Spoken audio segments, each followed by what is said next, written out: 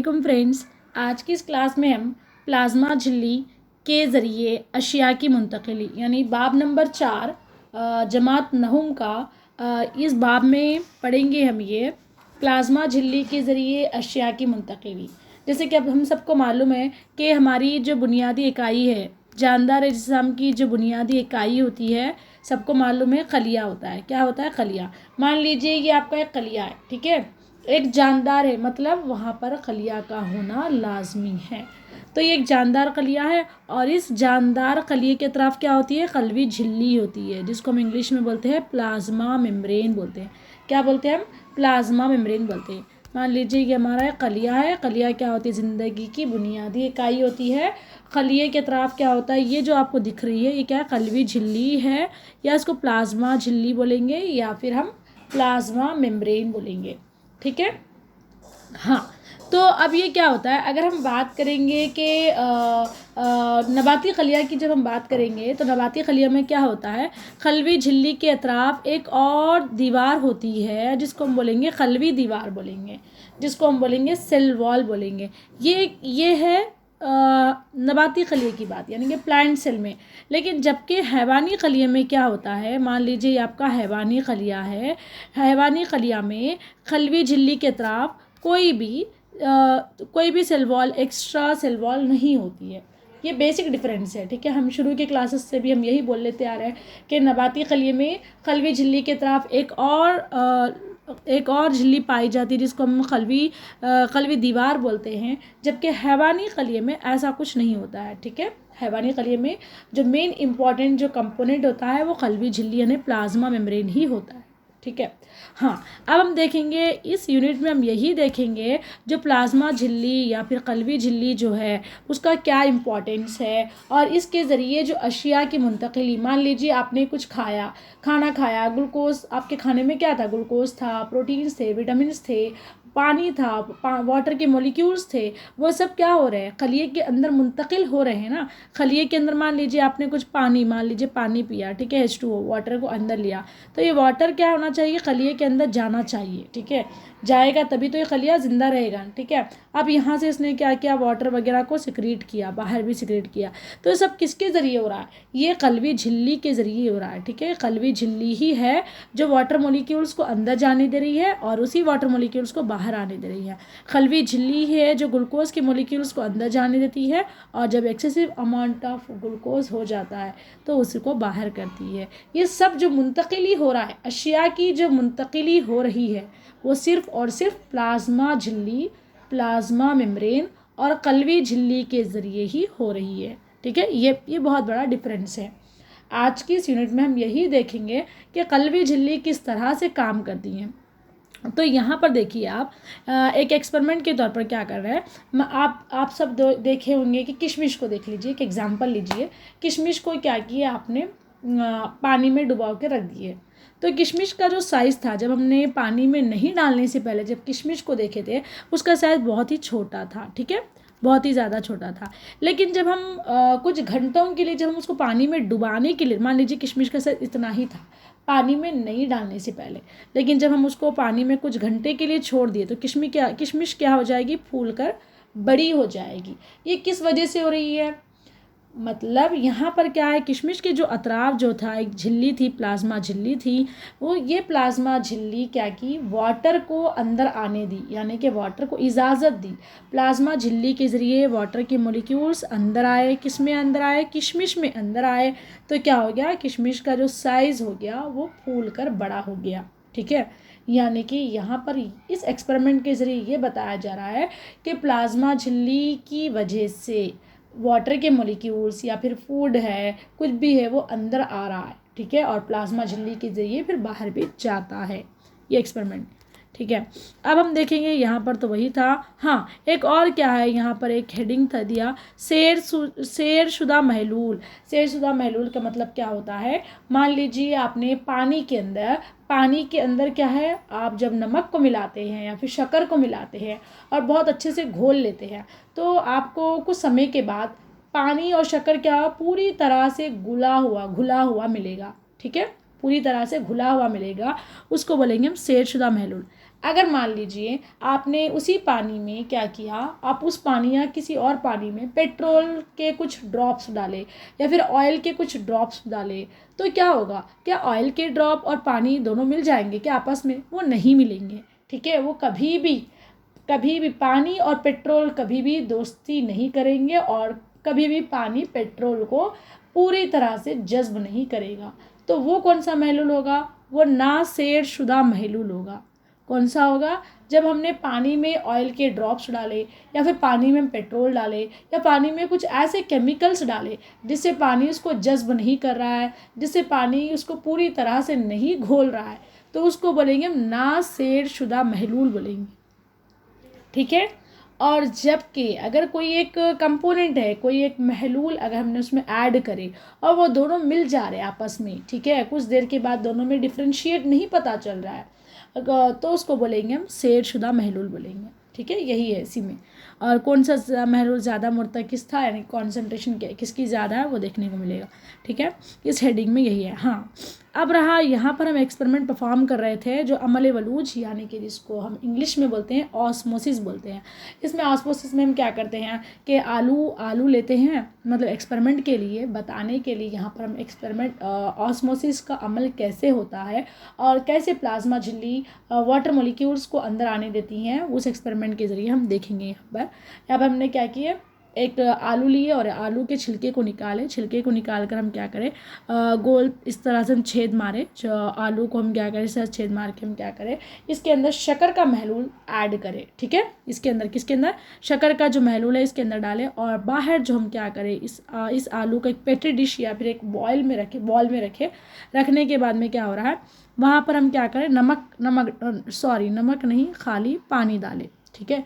अंदर आलू के जो अंदर है वो शक्कर का महलूल है और बाहर क्या है, सादा पानी है, ठीक है। डाल के हम कुछ घंटे के लिए छोड़ देने के बाद में पता चला, पहले तुम क्या करें, जब इसके अंदर शक्कर का महलूल जब ऐड करे थे, आलू के अंदर सुराख डाल के और उसको पिन लगा दी, यानी कि पानी की मकदार इतनी ही थी, कितनी थी, शक्कर के महलूल की मकदार, ये जो पिन दिखाई दे रहा है उतनी ही थी, ठीक है।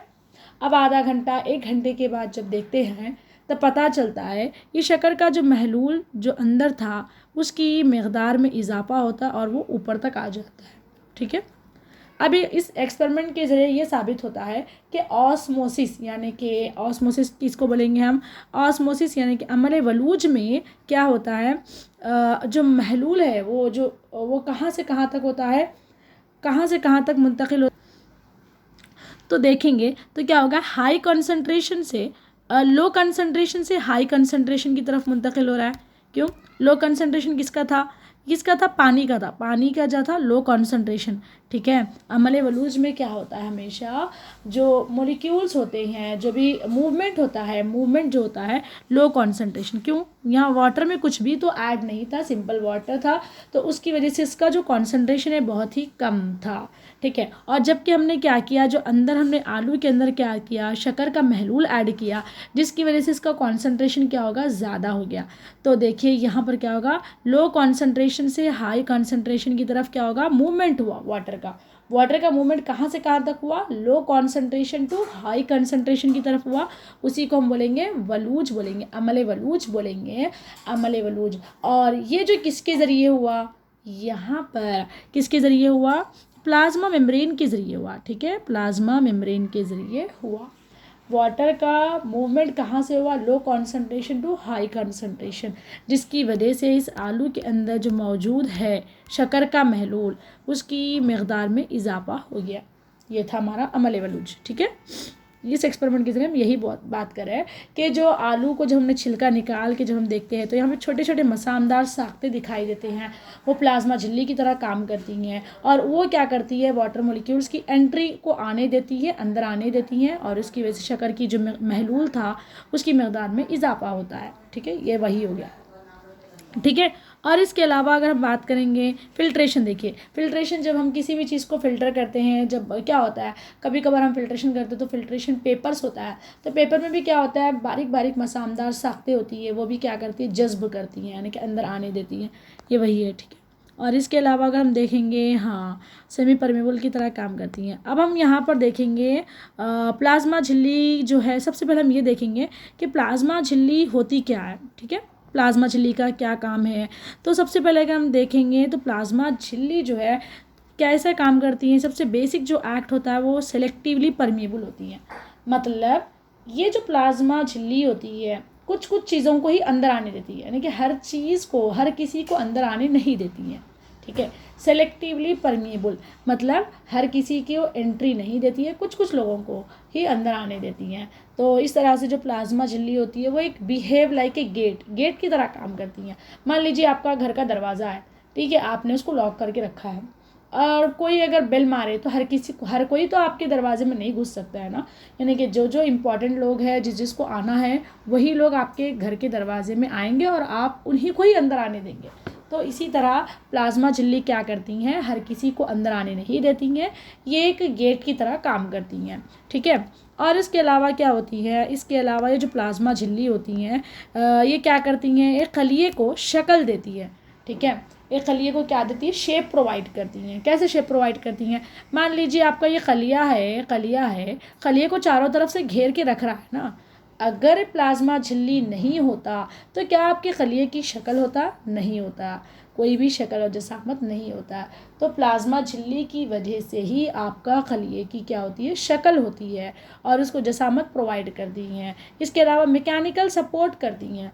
ठीक है, मैकेनिकल सपोर्ट कैसे, आप देखते होंगे ना कि बहुत सारे पौधे क्या होते हैं, तेज़ हवाएं चलती हैं तब भी वो पौधे क्या होते हैं, नहीं गिरते हैं, नहीं गिर पाते। क्यों नहीं गिर पाते हैं, क्योंकि उन पौधों के अंदर जो पत्ते होते हैं, उन पत्तों में क्या होती है, उन पौधों में भी क्या होती है, खलवी झिल्ली होती है, सेल्स होते हैं। सेल के तरफ क्या होती है, खलवी झिल्ली होती है। और वो खलवी झिल्ली क्या करती है, बहुत ज़्यादा मजबूत हालात में भी मुकाबला करती है और पौधे को गिरने नहीं देती हैं। तो इसी तरह हम उसको बोलेंगे मैकेनिकल सपोर्ट प्रोवाइड करती है। कौन, खलवी झिल्ली, प्लाज्मा झिल्ली। इसके अलावा क्या होती है, ये तो देख चुके हम। थर्ड वन पॉइंट क्या है हमारा, इंतखाबी सलाहियत पजीरी, यानी कि सेलेक्टिवली परमेबल, हर किसी को अंदर और हर किसी को बाहर जाने नहीं देती है। ठीक है, हाँ, और इसके अलावा क्या होती है, आइडेंटिफाई, शिनाख्त की तरह काम करती हैं।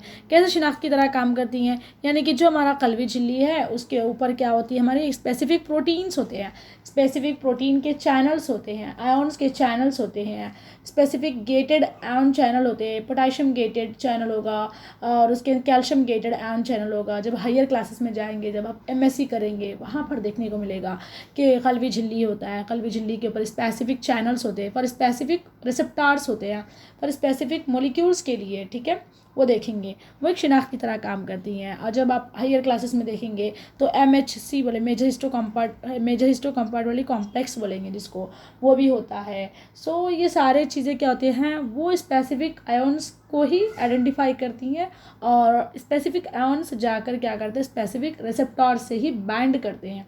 वो हायर क्लासेस की बात है। ठीक है, शिनाख्त के लिए। ठीक है, और तरसीलात यानी कम्युनिकेशन करती हैं, एक दूसरे से कम्युनिकेशन करती हैं प्लाज्मा झिल्ली। एक झिल्ली एक खलिया से दूसरे खलिया में क्या करती हैं, वो कम्युनिकेट करती है अपने आप को। हाँ, इसके अलावा क्या होती है, इसके ज़रिए मुंतकिली कैसे होगी, मुंतकिली देखेंगे, अशिया की मुंतकिली इसी के ज़रिए होती हैं। मान लीजिए अगर आपको एक वाटर होता है, प्लाज्मा झिल्ली है, प्लाज्मा झिल्ली में क्या होता है, वाटर के लिए क्या होता है, वाटर चैनल्स होते हैं। ठीक है, पीटर ने क्या किया, इसको डिस्कवर किया, वाटर चैनल्स के लिए, वाटर अंदर आना चाह रहा है तो उसके लिए चैनल्स होते हैं। तो उस चैनल्स पर क्या होता है, वाटर क्या करता है, बैंड करता है और उसी के ज़रिए अंदर आता है। ठीक है, ये प्लाज्मा झिल्ली है। हाँ, इसके अलावा अगर हम देखेंगे अंडे को, जब हम देखेंगे तो एक्सपेरिमेंट है, अंडे से ज़रिए अंदर आया, फिर उसके बाद में नीम सरायत पजी झिल्ली, फिर उसके बाद अगर हम देखेंगे, हाँ, अब उसके बाद क्या था हमारा, एक और कॉन्सेप्ट है, बहुत ही ज़्यादा इम्पॉर्टेंट है, वो था हमारा डिफ्यूजन था। पहले वाला जो था हमारा ऑस्मोसिस में क्या हो रहा था, वाटर का जो मूवमेंट हो रहा है वो लो कॉन्सेंट्रेशन से हाई कॉन्सेंट्रेशन की तरफ हो रहा था। ठीक है, हाई कॉन्सेंट्रेशन मतलब शक्कर के महलूल की तरफ हो रहा था। ठीक है, अब यहाँ पर अगर हम देखेंगे डिफ्यूजन में क्या होता है, हाई कॉन्सेंट्रेशन से लो कॉन्सेंट्रेशन की तरफ होता है। कैसे होता है, क्योंकि मान लीजिए एक एक्सपेरिमेंट करते, एक हम करेंगे डेली लाइफ में, एक अतर की शीशी है, उस अतर की शीशी को आप क्या करते हैं, ढक्कन खोलकर, उसके ऊपर का ढक्कन खोलकर एक कमरे में रखते हैं, ठीक है। कमरे में रखते हैं तो वो धीरे धीरे धीरे क्या होगा, डिफ्यूज़ होगा, धीरे धीरे क्या होगा, उसकी जो खुशबू है धीरे धीरे धीरे पूरे कमरे में फैलेगी, ठीक है, पूरे कमरे में फैलेगी। लेकिन जब आप देखेंगे अत्तर की जो शीशी थी यहाँ पर, तो यहाँ पर उसके अंदर जो था हाई कॉन्सेंट्रेशन था, और जो दूर तक गई यानी कि लो कॉन्सेंट्रेशन, हाई कॉन्सेंट्रेशन से लो कॉन्सेंट्रेशन की तरफ जाएगी। यानी कि क्या हुआ, अत्तर की शीशी की जो एकदम जो करीब में बैठे थे उनको ज़्यादा खुशबू आएगी, फिर लास्ट में क्या आएगी, उनको थोड़ी थोड़ी कम आएगी। लेकिन ये सिलसिला कब तक चलेगा, तब तक पूरा इक्वल ना हो जाए, तब तक क्या होगा, ये सिलसिला चलेगा। सो डिफ्यूजन की में यही है कि जो भी होता है गैसेस का जो पार्टिकल्स वगैरह जो होते हैं, जितने भी होते हैं, वो क्या होगा, हमारा हाई कंसनट्रेशन से लो कंसनट्रेशन की तरफ मूव करेगा। डिफ्यूजन में यही है, ठीक है। हाँ, इसके अलावा क्या हम देखते हैं, अब जो डिफ्यूजन है या फिर ऑस्मोसिस है, उसको हम क्या करें, एक रिवर्स ऑस्मोसिस करके, जब आप देखते हैं वाटर प्लांट्स में, बड़े बड़े प्लांट्स में जाते हैं, तब वो लोग क्या करते हैं, वाटर को प्यूरीफाई करते हैं ना। बहुत ज़्यादा खारा पानी है तो वो क्या करते हैं, पीने के लायक बनाना है, तो उसके लिए वो क्या करते हैं, रिवर्स ऑस्मोसिस, आरओ प्लांट्स बोलते हैं ना, वो लोग आरओ प्लांट्स वगैरह सुनते हैं, वो लोग भी यही प्रोसेस करते हैं, ठीक है। यही प्रोसेस के ज़रिए क्या करते हैं, वाटर को प्यूरीफाई करते हैं।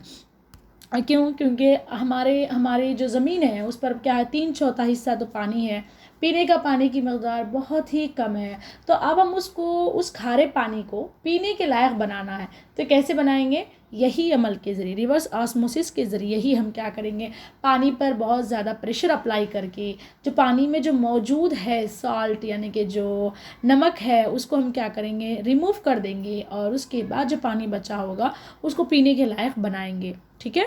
ये वही हुआ, ये था हमारा रिवर्स ऑस्मोसिस। आरओ प्लांट सुनते हैं ना, वो भी यही अमल के ज़रिए, ठीक है।